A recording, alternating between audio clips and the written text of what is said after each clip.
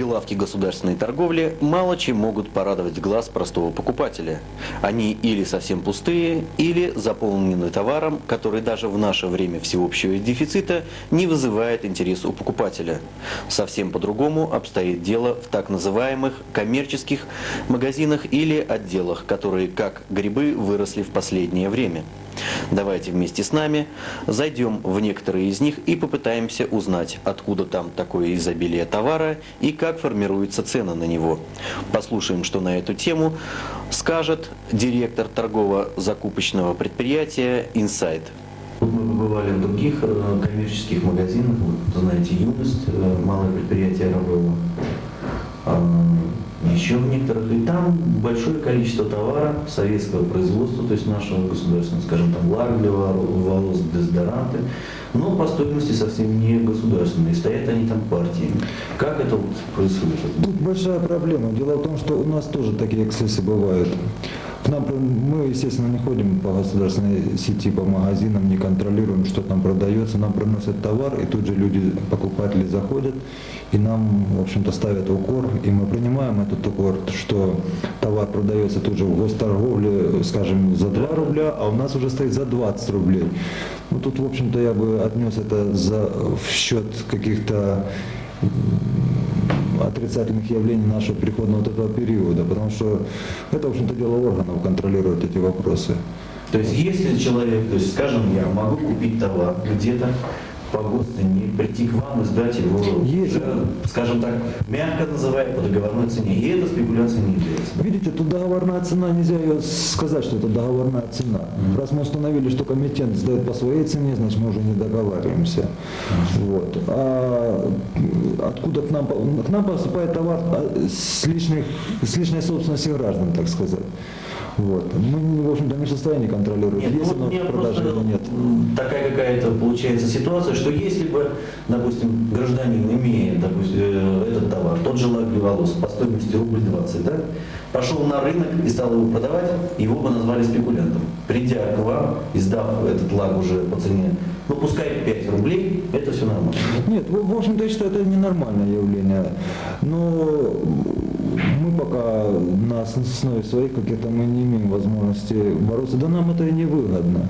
Ну а каких-то чисто законодательных ограничений в этом плане нет? Что Нет, если почему? на товаре написана стоимость его конкретная, по которой государство продало, вы можете уже принять по другой стоимости, да?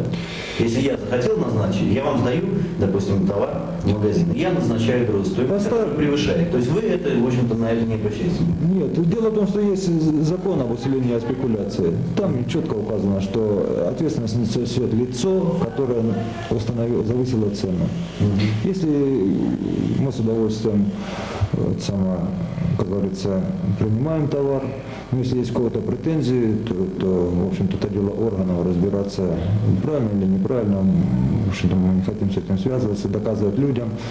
Много возмущений. Тут, кстати, парадоксальная ситуация. В магазине одни приходят, говорят, что ой, как дорого все. Второй же приходит. Говорит, ой, как много всего. Как много, и смотри, две женщины пришли, одна второй говорит, смотри, ты продешевила, здесь намного дешевле, чем, скажем, в Руси. В общем-то, по моим анализам, у нас цены меньше, чем в аналогичных магазинах. Да, сейчас будет достаточно довольно-таки этих магазинов. Вот. Ну, у нас, в общем-то, одни из самых низких цен. Мы стараемся, в общем-то, придерживать немножко. Но, опять же, если сильно натянуть вожжи, мы останемся без клиента. Тут тоже то есть мы связаны и с той стороны экономическими такими. Мы задержим, он пойдет другой. Мы зададим несколько вопросов заместителю директора по торговле малого предприятия «Арабелла» Вере Яковлевне. Вера Яковлевна, нас интересует такой вопрос. Это формирование ассортимента этого магазина. Ну, ассортимент магазина формируется у нас из ассортиментов тех товаров, которые нам сдают комитенты, то есть население. пока. Но в дальнейшем, конечно, мы планируем иметь своих постоянных поставщиков, которые, значит, будут нам поставлять товары в наш город самого различного ассортимента. А что это будут за поставщики? Это будут предприятия или частные лица? Ну нет, это будут, конечно, предприятия и кооперативы. Вера Яковлевна, и такой вопрос. Конечно, здесь поражает изобилие и разнообразие ассортимента этого магазина, особенно по сравнению с государственной торговлей, но несколько настораживают цены, и я думаю, вы со мной согласитесь. Как формируются цены этих товаров? Ну, цены у нас договорные. То есть, значит, мы ведем диалог с поставщиком, который нам приносит товар, вот, и мы договоримся о цене. Ну, конечно, мы не стремимся их поднимать, мы, наоборот, стремимся их понижать. Вот, ну, это нам не совсем удается пока, потому что дефицит наших пустующих прилавков сказывается на наших ценах. И еще такой вопрос.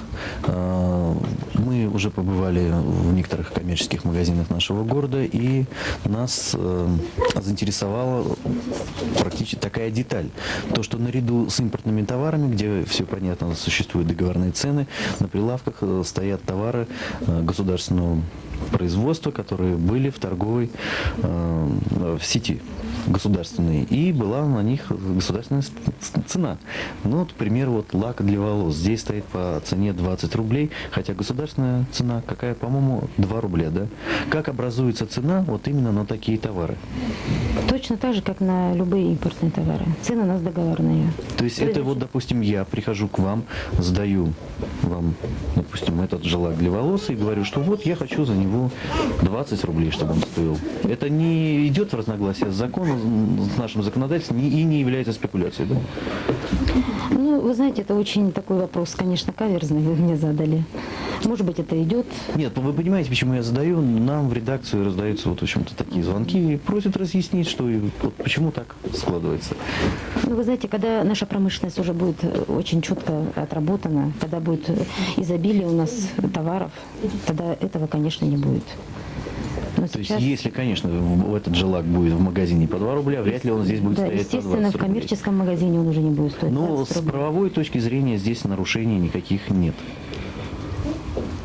Ну, это трудно ответить.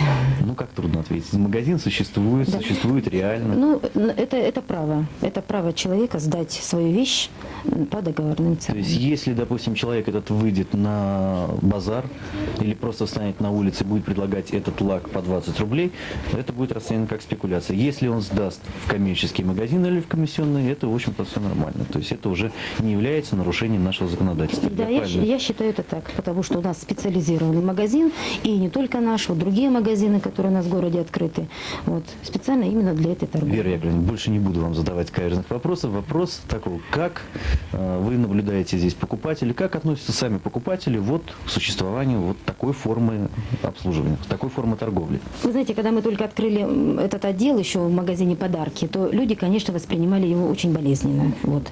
Мы впервые этот отдел открывали в городе, и очень много выслушивали от людей. Сейчас, наоборот, мы слышим очень много хороших отзывов, потому что, имея деньги и не имея товара, это, по-моему, хуже, чем мы не будем иметь товар.